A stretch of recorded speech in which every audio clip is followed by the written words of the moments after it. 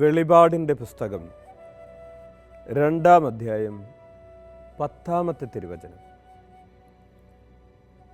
നിങ്ങളിൽ ചിലരെ പിശാച് തടവിലിടാനിരിക്കുന്നു, മരണം വരെ വിശ്വസ്തരായിരിക്കുക. ജീവൻ്റെ കിരീടം നിനക്ക് ഞാൻ നൽകും. വെളിപാട് 2:10. നിങ്ങളിൽ ചിലരെ പിശാച് തടവിലിടാനിരിക്കുന്നു, മരണം വരെ വിശ്വസ്തരായിരിക്കുക. ജീവൻ്റെ കിരീടം നിനക്ക് ഞാൻ നൽകും. ഈശോ മിശിഹായിക്ക് സ്തുതിയായിരിക്കട്ടെ. പ്രിയപ്പെട്ടവരെ, പിശാചിൻ്റെ 10 തന്ത്രങ്ങളെക്കുറിച്ചാണ് നമ്മൾ പഠിച്ചുകൊണ്ടിരിക്കുന്നത്. ഒന്നാമതായി, അവൻ നുണ പറയുന്നവനാണ്. രണ്ടാമതായി, പിശാച് മനസ്സിനെ അന്ധമാക്കുന്നവനാണ്. അവൻ്റെ മൂന്നാമത്തെ തന്ത്രം, അവൻ നന്മയായി പ്രത്യക്ഷപ്പെടുന്നു എന്നതാണ്. നാലാമത്തേത്, അവൻ അടയാളങ്ങൾ പ്രവർത്തിച്ച് തെറ്റിദ്ധാരണകൾ ഉണ്ടാക്കുന്നു, തിന്മ പ്രചരിപ്പിക്കുന്നു എന്നതാണ്. അഞ്ചാമതായി, പാപം ചെയ്യാൻ പ്രേരിപ്പിക്കുന്നു എന്നതാണ്. ഇന്ന് മറ്റ് 5 തന്ത്രങ്ങൾ കൂടെ നമ്മൾ പഠിക്കുകയാണ്. അതായത്, ആറാമതായി, പിശാചിൻ്റെ 6-ാമത്തെ തന്ത്രം എന്ന് പറയുന്നത് ഹൃദയത്തിൽ നിന്ന് വചനം എടുത്തു കളയുന്നു എന്നതാണ്. ഈശോ മർക്കോസിൻ്റെ സുവിശേഷം 4-ാം അധ്യായം 1 മുതൽ 9 വരെയുള്ള തിരുവചനങ്ങളിൽ വിതക്കാരൻ്റെ ഉപമയിൽ അതിനെക്കുറിച്ച് പഠിപ്പിക്കുന്നു. വഴിയരികിൽ വീണ വിത്തിനെക്കുറിച്ച് പറയുമ്പോൾ ഈശോ പറയുകയാണ്, മർക്കോസിൻ്റെ സുവിശേഷം 4-ാം അധ്യായം 14-ഉം 15-ഉം തിരുവചനങ്ങൾ, വിതക്കാരൻ വചനം വിതയ്ക്കുന്നു. ചിലർ വചനം ശ്രവിക്കുമ്പോൾ തന്നെ സാത്താൻ വന്ന് അവരിൽ വിതയ്ക്കപ്പെട്ട വചനം നീക്കം ചെയ്യുന്നു. ഇവരാണ് വഴിയരികിൽ വിതയ്ക്കപ്പെട്ട വിത്ത്. പിശാചിൻ്റെ ഒരു വളരെ പ്രത്യേകതയുള്ള ഒരു പ്രവൃത്തിയാണ് ഹൃദയത്തിൽ നിന്ന് വചനം നീക്കിക്കളയുക എന്നത്. ഹൃദയത്തിൽ വചനം ഓർക്കാൻ കഴിയുന്നില്ല. പരിശുദ്ധ അമ്മ വചനം സംഗ്രഹിച്ചതുപോലെ ഹൃദയത്തിൽ വചനം സംഗ്രഹിക്കാൻ കഴിയുന്നില്ല, സൂക്ഷിക്കാൻ കഴിയുന്നില്ല. പലരും പരാതി പറയാറുണ്ട്, വായിക്കുന്നതൊന്നും ഹൃദയത്തിൽ നിൽക്കുന്നില്ല, ഏകാഗ്രതയോടെ വായിക്കാൻ കഴിയുന്നില്ല, വായിക്കുന്നത് മനസ്സിൽ പതിയുന്നില്ല. പ്രിയപ്പെട്ടവരെ, പിശാചിൻ്റെ പ്രവർത്തികളിൽ ഒന്നിതാണെന്ന് ഈശോ കൃത്യമായിട്ട് പറഞ്ഞിട്ടുണ്ട്. അവൻ ഹൃദയത്തിൽ നിന്ന് വചനം എടുത്തു കളയുന്നു. അതവിടെ ഇരിക്കുന്നത് അവൻ ഇഷ്ടപ്പെടുന്നില്ല. കർത്താവിൻ്റെ പ്രമാണങ്ങൾ ഹൃദയത്തിൽ ഓർക്കുന്നത്, സൂക്ഷിക്കുന്നത് പിശാച് ആഗ്രഹിക്കുന്നില്ല. അവൻ ഓരോ ദിവസവും നമ്മുടെ ഹൃദയത്തിലേക്ക് വരുന്ന വചനങ്ങൾ എടുത്ത് കളയുന്നതിന് പരിശ്രമിച്ചു കൊണ്ടിരിക്കുകയാണ്.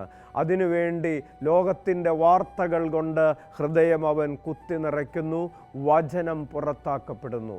നമ്മൾ വാർത്തയുടെ മനുഷ്യരായി മാറുന്നു, വചനത്തിൻ്റെ മനുഷ്യരല്ലാതെയായിത്തീരുന്നു. ഹൃദയത്തിൽ വചനം നിറയുമ്പോൾ നമ്മൾ വചനത്തിൻ്റെ മനുഷ്യരായിട്ട് മാറും.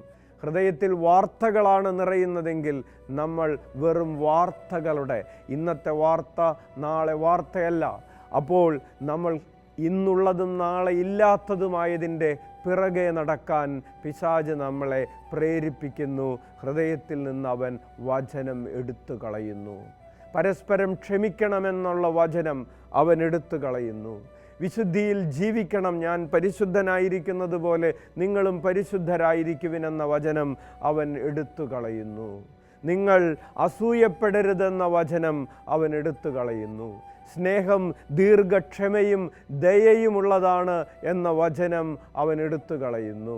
സ്നേഹം എല്ലാം വിശ്വസിക്കുന്നു, എല്ലാം പ്രത്യാശിക്കുന്നു, സ്നേഹമെല്ലാം അതിജീവിക്കുന്നു എന്ന വചനം അവൻ ഹൃദയത്തിൽ നിന്ന് എടുത്തു കളയുന്നു.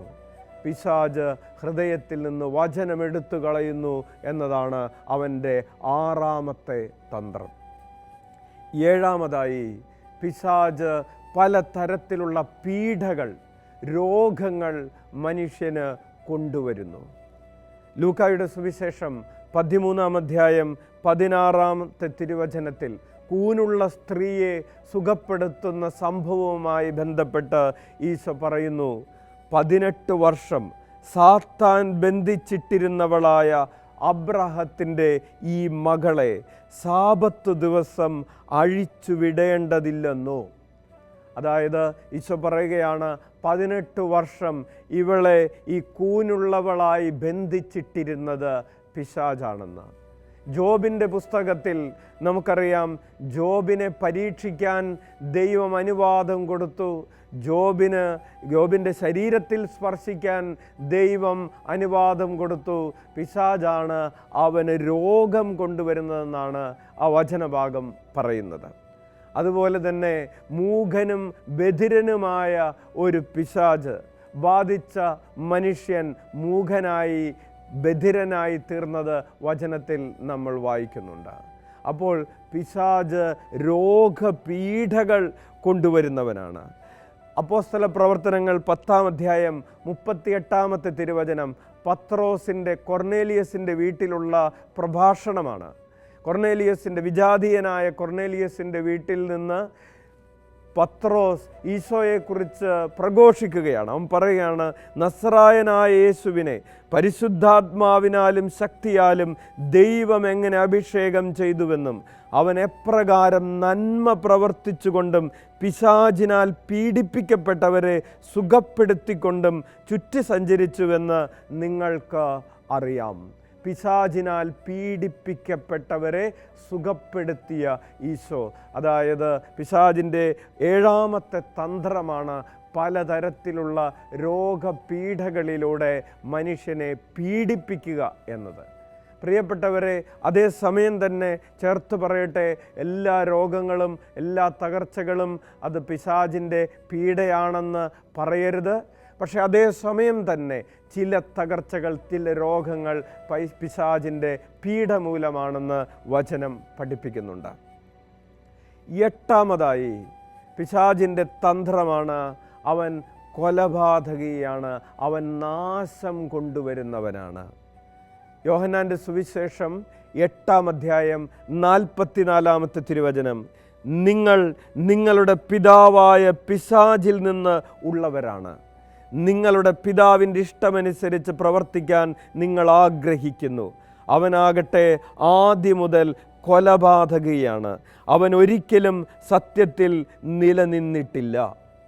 അപരനെ നശിപ്പിക്കാനുള്ള പ്രവണതകൾ നമ്മുടെ ഹൃദയത്തിൽ കൊണ്ടുവരുന്നത് പ്രിയപ്പെട്ടവരെ പിശാചിൻ്റെ പണിയാണ്. അവന് ഒരു പണി കൊടുക്കണം, അവനെ തകർക്കണം, അവളെ നശിപ്പിക്കണം, അവനെ ഇല്ലാതെയാക്കണം, അവരെ തുടച്ചു മാറ്റണം. ഇപ്രകാരമുള്ള ചിന്തകളും ഇപ്രകാരമുള്ള വാക്കുകളും നമ്മിൽ കൊണ്ടുവരുന്നത് പിശാചാണ്. നമ്മൾ ആരാണ് ഒരാളെ ഇല്ലാതെയാക്കാൻ? നമ്മൾ ആരാണ് ഒരാൾക്ക് പണി കൊടുക്കാൻ? നമ്മൾ ആരാണ് ഒരാളെ നശിപ്പിക്കാൻ? അങ്ങനെയുള്ള ചിന്തകൾ, അയാൾക്ക് പണി കൊടുക്കണമെന്നും നശിപ്പിക്കണമെന്നുമൊക്കെ ചിന്തിക്കാൻ നമ്മെ പ്രേരിപ്പിക്കുന്നത് കൊലപാതകിയായ പിശാചാണ്.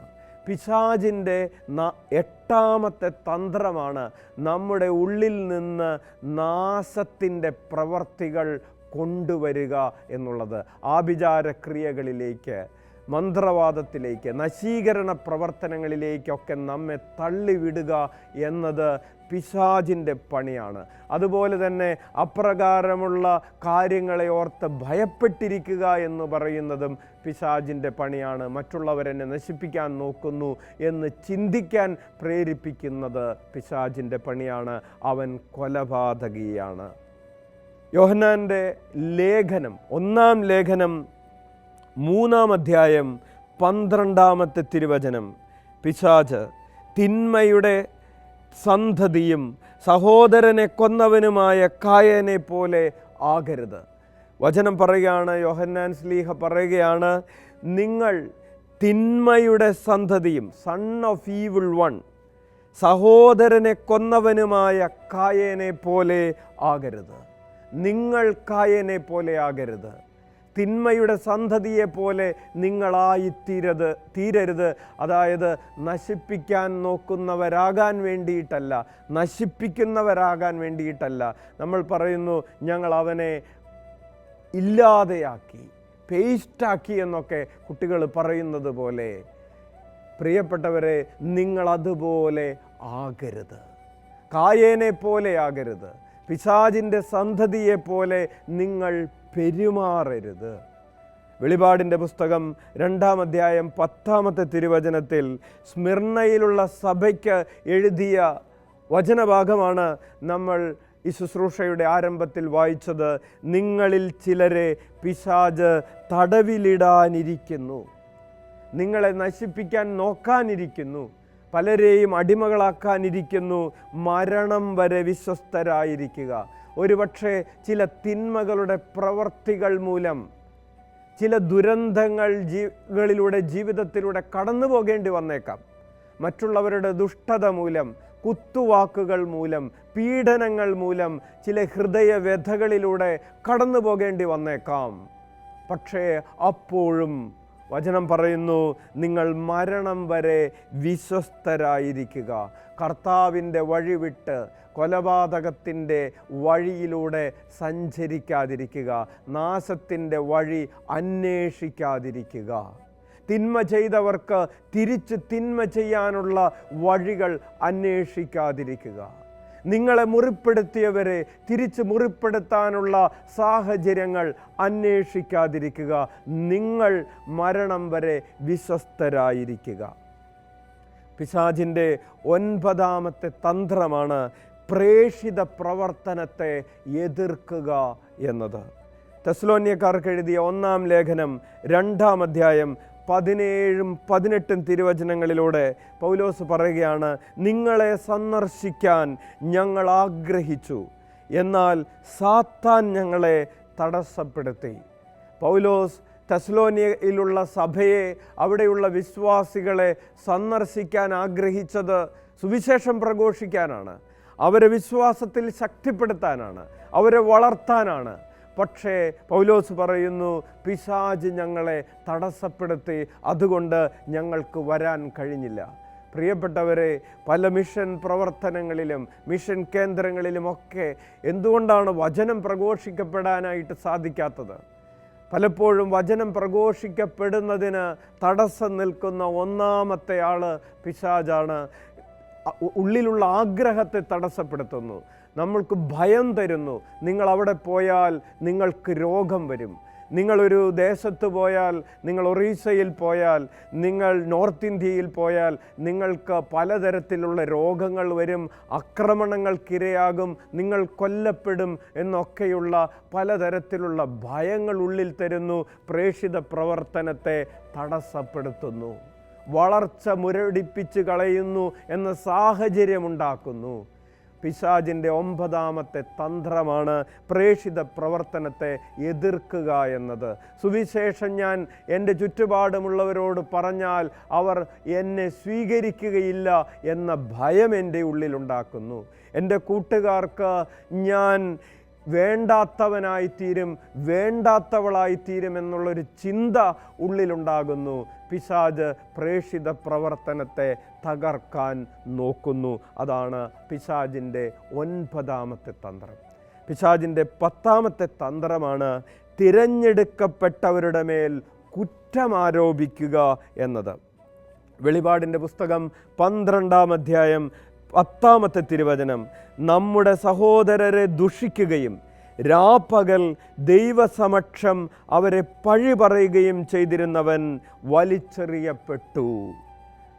അതായത് പിശാചിൻ്റെ ഒരു പണിയാണ് എല്ലായിടത്തും പോയി സഹോദരരെ ദുഷിക്കുക, രാപ്പകൽ ദൈവസമക്ഷം തിരഞ്ഞെടുക്കപ്പെട്ടവരെ കുറിച്ച് പഴി പറയുക.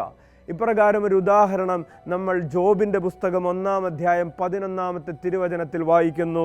ജോബിനെ കുറിച്ച് പിശാച് ആരോപണം പറയുകയാണ്. അവൻ്റെ സമ്പത്തിൻ്റെ മേൽ കൈവച്ചാൽ അവൻ അങ്ങയെ ദുഷിക്കും. അതായത് ജോബിന് നീ അനുഗ്രഹങ്ങൾ കൊടുത്തിരിക്കുന്നത് കൊണ്ടാണ് അവൻ നിന്നെ ആരാധിക്കുന്നത്. പ്രിയപ്പെട്ടവരെ, ഈ 10 തന്ത്രങ്ങൾ പിശാചിൻ്റെ ഈ 10 തന്ത്രങ്ങളെക്കുറിച്ച് നമുക്ക് ബോധമുള്ളവരാകാം. കൊരിന്ത്യക്കാർക്ക് എഴുതിയിട്ടുള്ള ലേഖനം 2-ാം ലേഖനം 2:11 പറയുന്നത് പോലെ ഇത് സാത്താൻ നമ്മെ കബളിപ്പിക്കാതിരിക്കാൻ വേണ്ടിയാണ്. അവൻ്റെ തന്ത്രങ്ങളെപ്പറ്റി നമ്മൾ അജ്ഞരല്ലല്ലോ. കണ്ണുകളടക്കാം. തിന്മയിലേക്ക് നമ്മെ നയിക്കുന്ന സാഹചര്യങ്ങൾ, അവയെക്കുറിച്ച് അവബോധമുള്ളവരായി തീരാൻ വേണ്ടി പ്രാർത്ഥിക്കാം. പിതാവായ ദൈവമേ, സാത്താൻ്റെ തന്ത്രങ്ങളെക്കുറിച്ച് ഞങ്ങൾക്ക് ജ്ഞാനം നൽകണമേ. അപ്രകാരം ഉള്ള ജ്ഞാനത്താൽ അവയെ എതിർക്കാനും അതിജീവിക്കുവാനും ഞങ്ങൾക്ക് കൃപ നൽകണമേ. ഈശോ മിശിഹായിക്ക് സ്തുതിയായിരിക്കട്ടെ.